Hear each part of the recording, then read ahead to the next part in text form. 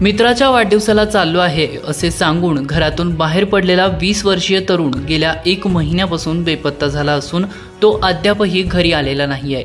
तो बेपत्ता झाल्याची तक्रार त्याची आई सुनीता बाबूराव कराळे यांनी मंचर पोलीस ठाण्यात फिर्याद दाखल केली असून सदर तरुण कुठे दिसल्यास मंचर पोलिसांशी संपर्क साधण्याचे आवाहन करण्यात आले आहे।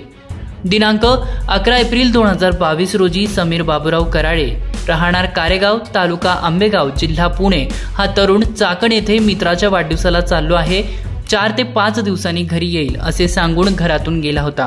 कुटुंबियांनी त्याची शुक्रवार दिनांक 15 एप्रिल रोजीपर्यंत वाट पाहिली तरी देखील तो घरी आला नाही।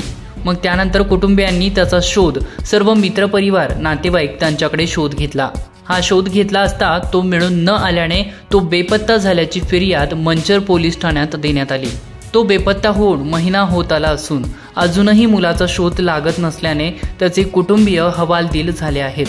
बेपत्ता तरुणाचे वर्णन: नाव समीर बाबूराव कराळे, वय 20, राहणार कारेगाव तालुका आंबेगाव पुणे, उंची 5 फूट 8 इंच, रंग गोरा, अंगाने सडपातळ, केस काळे, डोळे काळे, नाक सरळ, चेहरा उभट, अंगात लाल रंगाचा टी शर्ट, राखाडी रंगाची पॅन्ट, पायात बूट, भाषा मराठी बोलतो।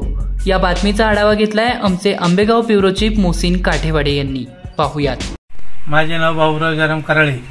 माझा मुलगा समीर बाबूराव कराळे 11/4/2022 रोजी मित्राच्या वाढदिवसाला जातो म्हणून सांगितलं आहे। तो अद्यापही घरी आलेला नाही। आम्ही मंचर पोलिसात तक्रार दाखल केली आहे। तो कुठे आढळल्यास त्याचा शोध चालू आहे। तो कुठे आढळल्यास मंचर पोलिसाला कळवावे ही नम्र विनंती। माझे नाव सुनीता बाबूराव कराळे। माझा मुलगा समीर बाबूराव कराळे हा घरातून 11/4/2022 घरातून दुपारी 2 वाजता चाकणला मित्राच्या वाढदिवसाला जातो म्हणून असं सांगून गेला आहे। अद्याप आता महिना होत आलाय, अजून तो काही घरात आलेला नाहीये। मंचर पोलीस स्टेशनला आम्ही त्याची तक्रार नोंदवलेली आहे, पण तो अद्याप अजून काही घरी आलेला नाहीये।